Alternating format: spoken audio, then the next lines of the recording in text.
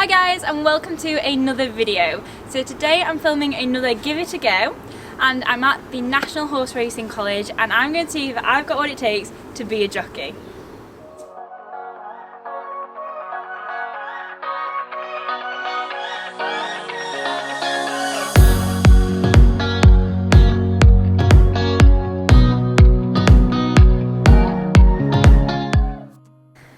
So here at the National Racing College, they offer a variety of training courses for those wishing to pursue a career as part of the horse racing industry, and I have been very luckily invited to learn alongside the foundation course students to see if I have what it takes to make it to the gallops. So at the end of this, fingers crossed, I'll be on the gallops on a racehorse, and we'll see if I actually have what it takes to be a jockey.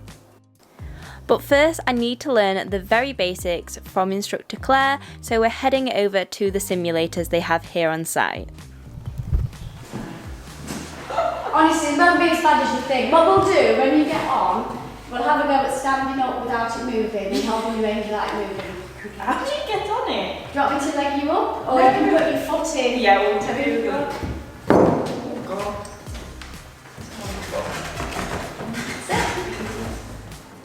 So once I'd actually figured out how to get on the simulator, the next step is to be taught how to bridge your reins and how to hold them on a racehorse. Apparently I'm not a born natural at this.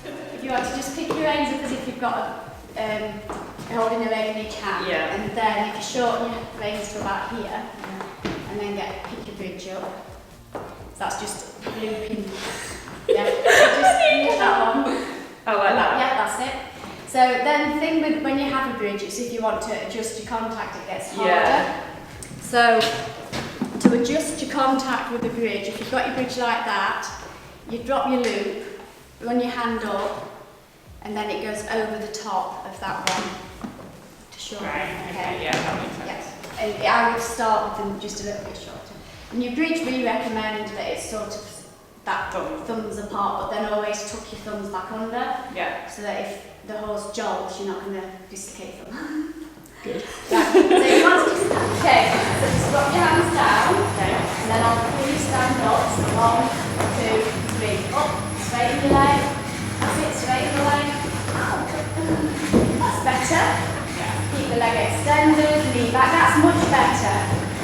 If you can, just let your hands drop a little bit. Really balancing through that foot. That's it, that's better. So the racing position is certainly unlike anything I've ever done before. The back of my legs was burning after literally 2 minutes, but it definitely got a whole lot easier the more I did, and I slowly but surely got into the rhythm. Now you'll see as the video progresses, my position changes drastically, and I do pick it up quite quickly in the end, but these first attempts were interesting, shall we say. This is what I'm aiming for. So this is the martini glass position that I'm meant to be doing. I'm kind of not really doing that. My knees are far too bent at this stage, but practice makes perfect. Sometimes it can be a half halt and then you'll hold your half halt a bit longer. Yeah. So it may be that you know a little pull and they'll come back. You don't have to do a really hard aggressive one, but you may have to hold it longer. Yeah. Because if you do like a half halt and give it back, they'll slow down and then they'll go again. Yeah. So it's just holding that pull. Okay. So if you just want to stand up in canter position, that's it. And then when we take a pull, so you just have a little go at pulling back on the reins. So keep your hands low, push the foot forward. Yeah. And then pull back on the reins, straighten the leg up. Like that. Yeah. So once I practiced my position a bit more and learned to take the pull, which is how you control the racehorse and the speed you're going at, so it's really crucial that you can obviously stop them. It was then time to head to the yard and meet the horse I'll be riding today.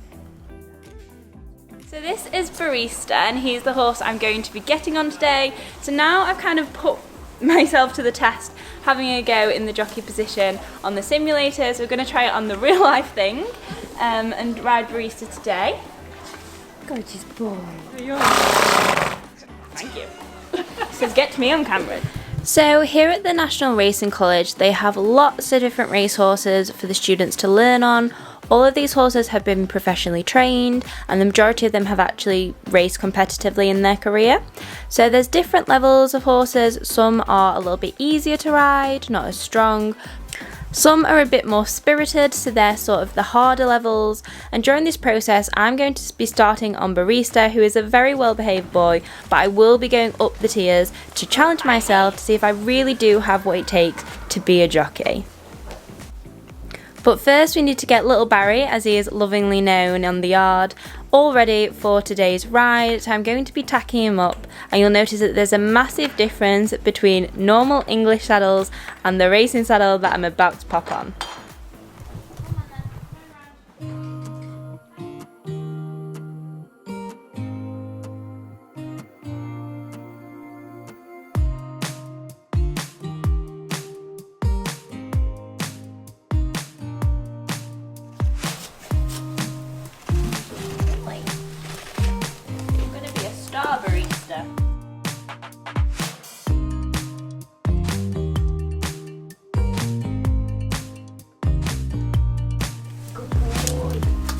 Don't bite my bum.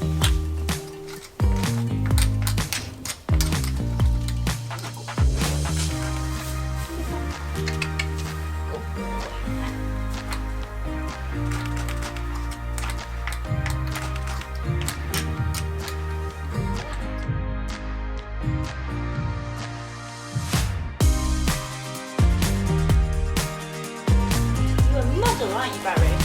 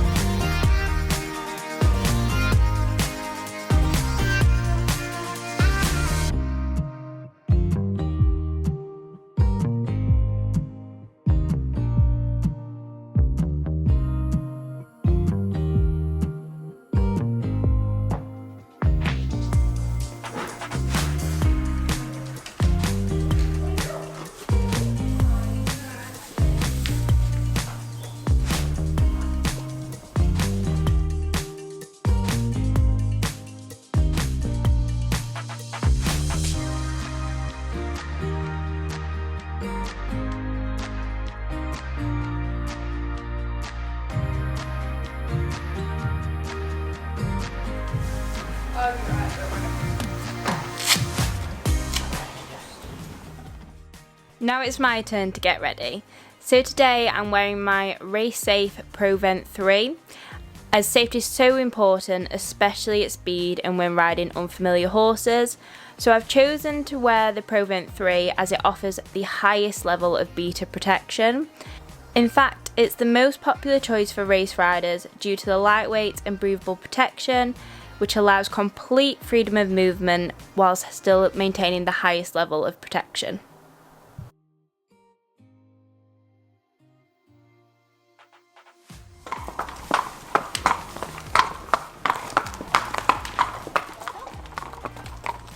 So here we are, ready to go, sat on my first ever racehorse, and actually the racing saddles are surprisingly comfortable. I did actually really enjoy riding in them.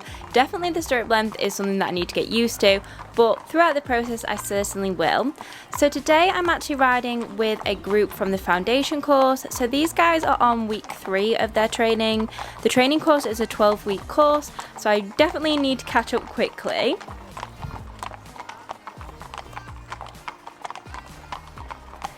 So it's time to head off to the indoor school where we'll be riding today.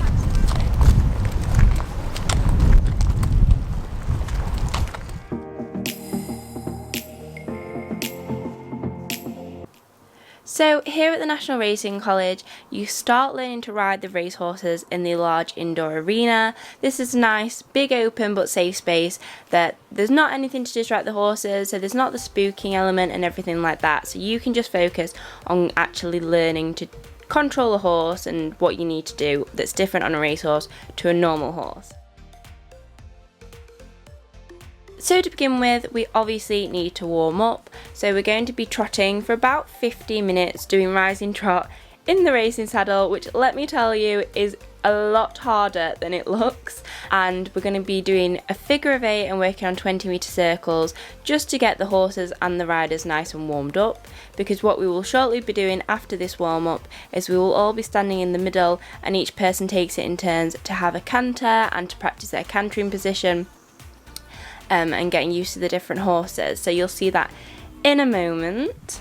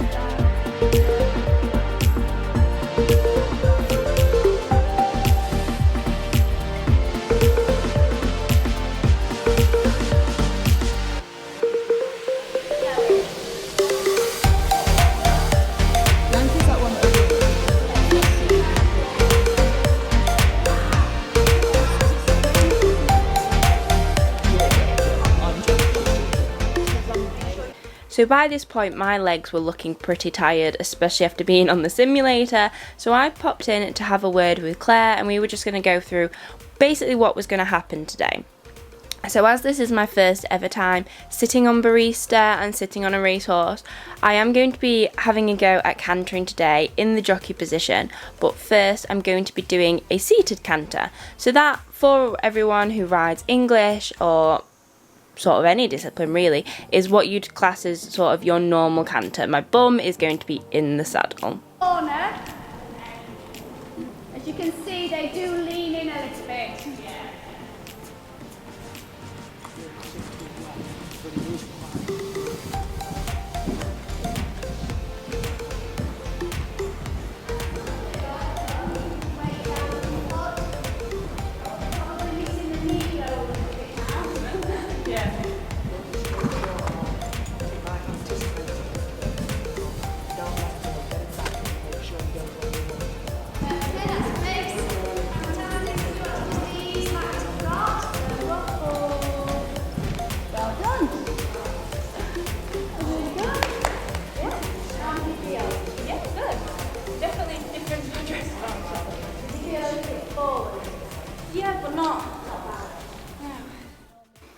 So now that I felt the difference of riding a racehorse in canter, Claire's going to give me a few tips and work on my position a little bit more, and then I'm going to go out there and do the standing canter. We're doing your sitting canter, and then as you stand up, you go forward and your reins end up loose. Yeah. So it's just, when you're doing your sitting canter, just make sure you're happy with that, and if not, just adjust it a little bit, shorten contact, and then it's fine.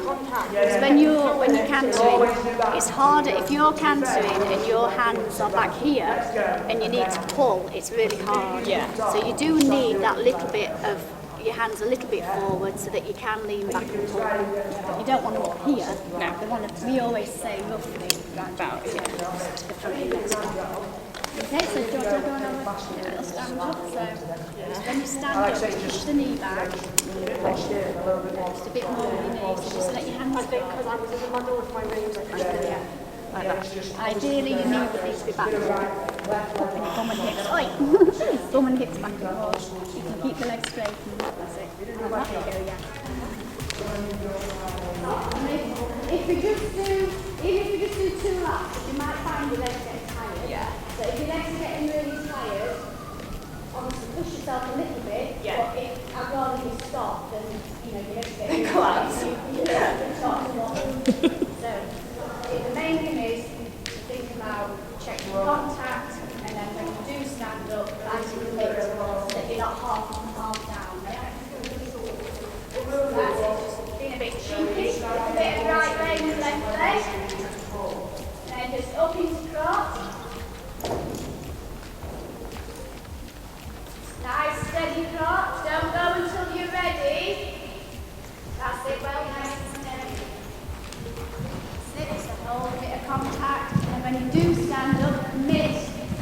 standing up on your feet, getting your knee back. That's it, well done. Hands a little bit lower if you can, but keep contact.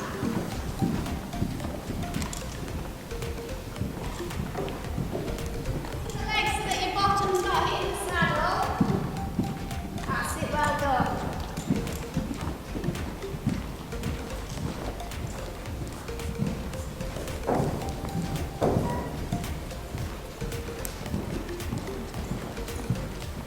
That's really good. Just remembering to keep your bum up out the saddle. Forward a bit. Always go in a corner, okay? As soon as I got up, he balanced a lot better. He was like, right, yeah, reach up and around. Good jump, Nancy. Good forward. So we're going to give Barista a little bit of a breather and watch some of the others go round. That's it. That's it. Yeah. Okay. And now it's my turn to have a go at the standing canter again. So today we really want to work on improving my position in the standing canter. And you'll see that I do actually vastly improve in my second canter compared to my first. A lot of it is actually confidence and just kind of going for it. You do have to stand up and you are very much out of the saddle, which is not something I'm used to, but I was so enjoying it.